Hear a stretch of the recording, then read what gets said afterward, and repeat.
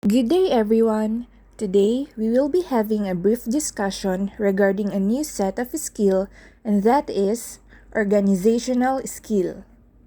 So, what is this organizational skill?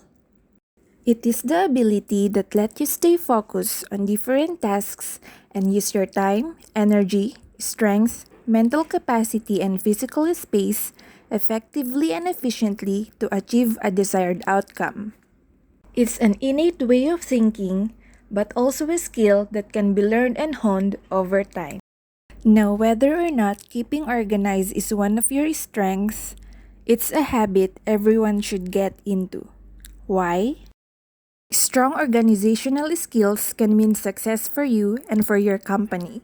Your ability to efficiently manage your time, workload, and resources directly affects your productivity, that of your team or department, and ultimately, your organization or company.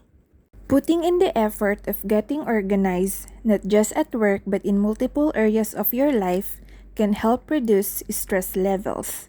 We can avoid last-minute scrambling in a variety of everyday situations if you're good at organizing. It can also feel empowering, so you can experience situations as exciting rather than stressful, which can minimize the strength and duration of your stress response or keep it from getting triggered in the first place. Also, organization and punctuality go hand in hand. When task after task begin to pile up, it isn't too hard to forget one small yet important task. But if you are organized, you can ensure you meet deadlines.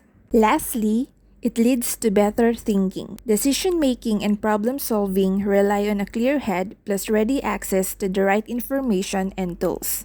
And it is possible if you are good at organizing. So we can all agree those that I mentioned are pretty great benefits, right? But where should you start? Now they say there are 3 areas you need to organize. First, your mind, second, your time, and third, your workspace.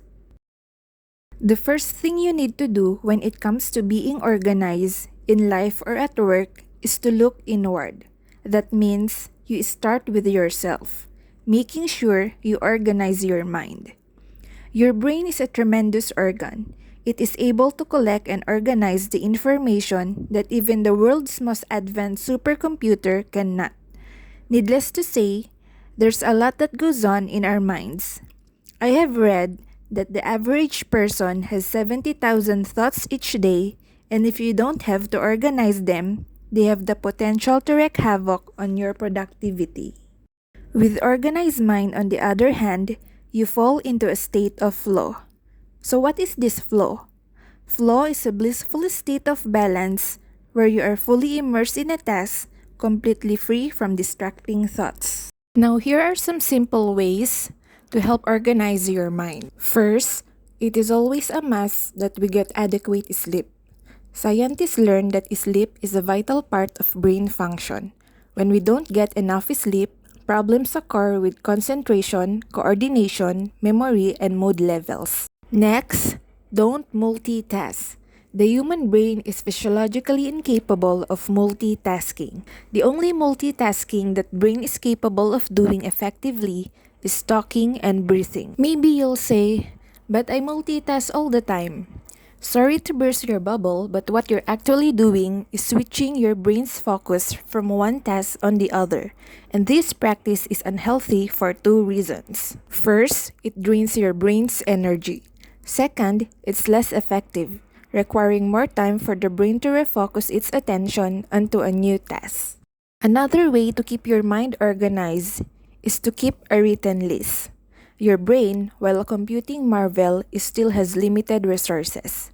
Keeping a list of tasks that need to be accomplished is a great way to free up some much-needed brain space. Besides, human brain loves written lists. Lists tap into our brain's innately attuned way of organizing and understanding information. Also, written lists are a great way to reduce the stress resulting from lapses in memory. Lastly, to have an organized mind, you also need to disconnect. or take a break. A constant stream of incoming data from a gadget or anything else is harmful and goes against the natural makeup of the human brain.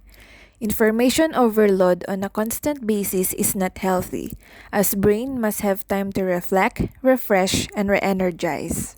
You can't expect to work in a fast-paced workplace for hours and maintain the same level of efficiency throughout. So take that much needed break. Now, let's move on to the second area we need to organize. For sure, we've all heard the complaints that there just aren't enough hours in the day to accomplish everything that needs to get done. But a few basic organizational and time management skills can help you maximize the time you do have. First is have a time check. Keep track of your daily activities and know exactly how you spend your time. Say from the moment you wake up until you prepare to go to work. For example, putting your alarm on a few hours early before the time of your duty. That would give you ample time to prepare and eat your food, take a bath, and always leave 15 to 30 minutes before your duty starts, giving you again enough time to prepare the clinic, retrieve lab cases, Invisalign, and many others. Next, and again, have a to-do list. Having a list is always a time saver. If you have a list, you'll never have to wonder what to do next. It keeps you focused and motivated and even lets you see your progress. Your list will keep you on the right track. And plan ahead. When you know exactly what needs to get done for the day or week, you'll stay organized and focused. Lastly, we need to organize our workspace. And for us, that means our dental clinic. First is we need to create a good flow. Having an operative setup in a way that you can move efficiently through as you clean and set up is a must. Things or materials that are most important and most used are closest to you, so your team can get an access in it at a moment's notice. It is also good to put on labels, so everyone will know where things are and be able to help you set up quickly and effortlessly. You must also keep your clinics stocked. Try not to run so low on supplies in your room that you have to excuse yourself in the middle of procedure to get or borrow items. Then of course, we need to organize our desk tables and even our computer files. Get rid of any papers cluttered on your desk. For all the papers that you feel are important to keep, create a filing system and label items if needed. Sort things out by whatever makes sense for you. If you work on a computer, which we all are, you may want to ensure your files are organized in a manner that will make it easy for you to locate an item quickly. Create folders. Be specific in terms of file names so you can conduct an easy search, say for example, using file numbers. This may not seem like a big deal, but it can be a huge time saver. The bottom line is, you need to be organized to get stuff done. Being organized is a personal responsibility, but it also benefits your team members and co-workers. So take steps to organize your mind, time, and workspace so that you can start quickly, find everything you need, and focus effectively to complete all your tasks. And that's it. I'm done with my report. Hope you learned something.